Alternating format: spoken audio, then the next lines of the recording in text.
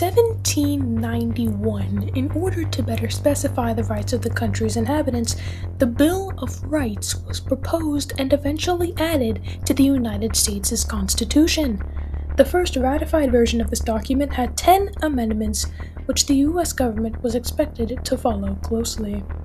The First Amendment, the first ever written part of the Constitution, was intended to protect freedom of religion, assembly, the press, expression, and the most well-known of them all, freedom of speech. So, in present-day America, how is this crucial principle being held up by the government? And after numerous modifications to the First Amendment, what do you really know about free speech? I don't know how to be suspenseful, I'm sorry. During recent months, years, and presidential elections, the topic of free speech, especially in schools, has become rather controversial. On September 9th, 2025, the Foundation of Individual Rights and Expression, or FIRE, published the results of a survey given to undergraduate students from 257 American universities.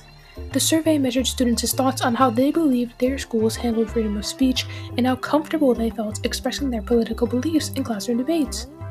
166 of those 257 schools received a failing tolerance grade from their students, and if you look at why, it starts to make sense. According to the report, 43% of students said it wasn't fully clear their school protected free speech, and 36% said they were uncomfortable publicly disagreeing with a professor on a political topic. Not only that, 1 in 3 students, a record-breakingly high amount, were A-OK with violence being used to stop a campus speech. I wonder where that came from.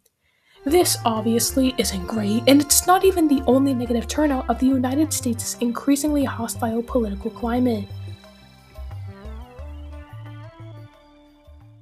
Now, this is technically freedom of the press, but I still think it's an incredibly important example of our government's issues with the First Amendment.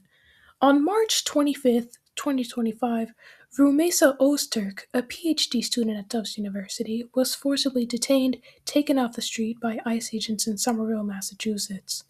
She was arrested for 6 weeks and had her visa revoked. What was she arrested for?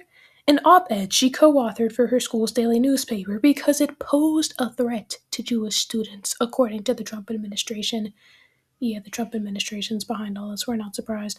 The op-ed, though, isn't harmful.